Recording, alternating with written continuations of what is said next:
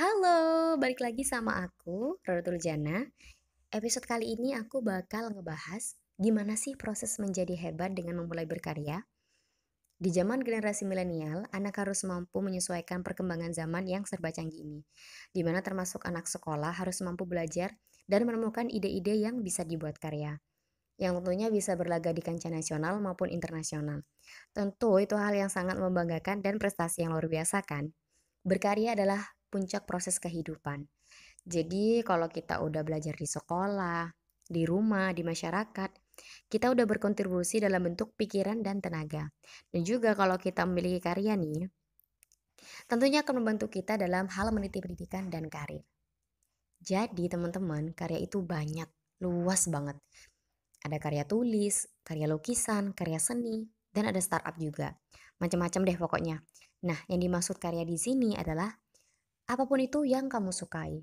Tapi kalau misalnya kita mau mencoba dengan asal-asalan nih, buatnya juga tidak memikirkan masa depannya kayak gimana, menurutku akan hilang sendiri gitu eksistensinya.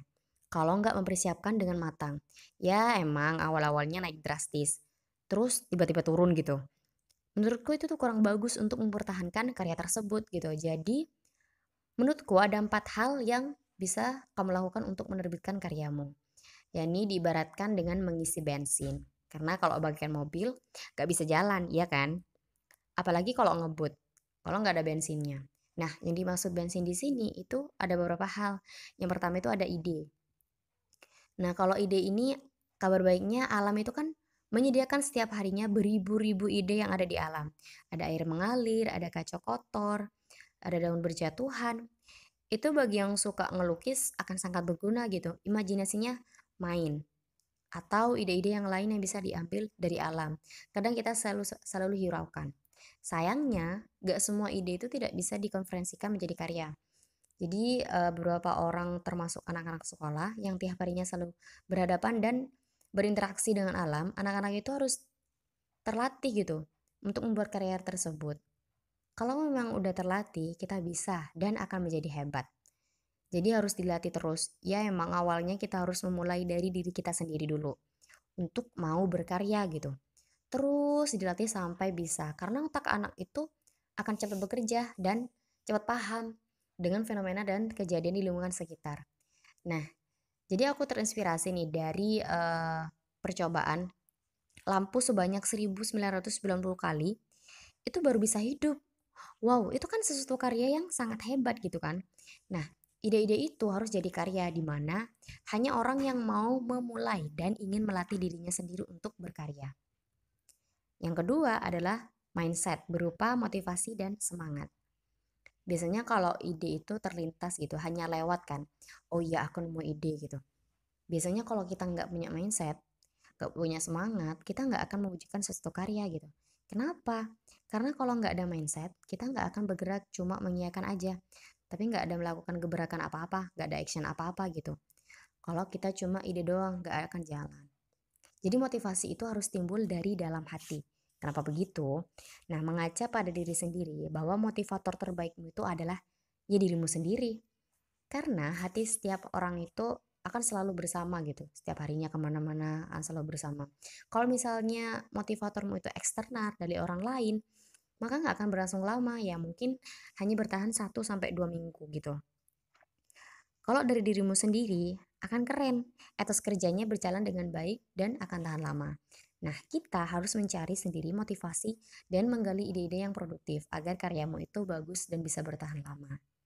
Yang ketiga, ada lingkungan yang kondusif. Kalau kamu berada di lingkungan yang gak kondusif, maka karyamu itu gak akan cepat selesai, gak akan berkembang. Ya karena kamu sendirian. Bayangin aja deh, orang sendirian sama orang yang berjamaah akan kalah kuat sama orang yang berjamaah, ya kan? Makanya lingkungan yang aman yang kondusif itu akan menguatkan kita dengan adanya komunitas, organisasi. Ketika kamu disindir akan aman gitu, dikritik secara halus dan tentunya akan membangun kamu untuk lebih baik ke depannya. Di dalam komunitas itu juga kamu bisa jadikan sesuatu hal kuat untuk berkarya. Nah, oke yang terakhir yang keempat nih ya adalah konsisten. Jadi kalau istiqomah itu emang susah ya. Kalau kata orang pemain sepak bola nih ya, mempertahankan gelar itu lebih susah daripada meraih gelar. Jadi setiap kamu akan memposting sesuatu karya, misal nih ya, gimana caranya kamu itu bisa jadikan followersmu itu tetap suka sama kamu gitu, dan kalau bisa nambah agar karyamu itu banyak dikenal orang. Jangan sampai karya kamu ciptakan itu malah membuat orang tersebut merasa tidak enak, dan kalau ada orang yang mau bekerja nggak kapok gitu sama kamu. Dan harus pintar-pintar dalam hal tersebut agar karyamu bisa disukai dan diminati oleh banyak kalangan. Akan bagusnya juga kalau bisa berkolaborasi dengan seniman yang handal tentunya.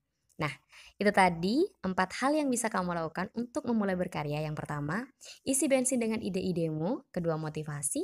Ketiga, lingkungan yang kondusif. Terus yang terakhir adalah konsisten. Dan semoga berguna untuk kamu meskipun masih duduk di bangku sekolah nih ya. Jangan minder dan takut untuk memulai sesuatu.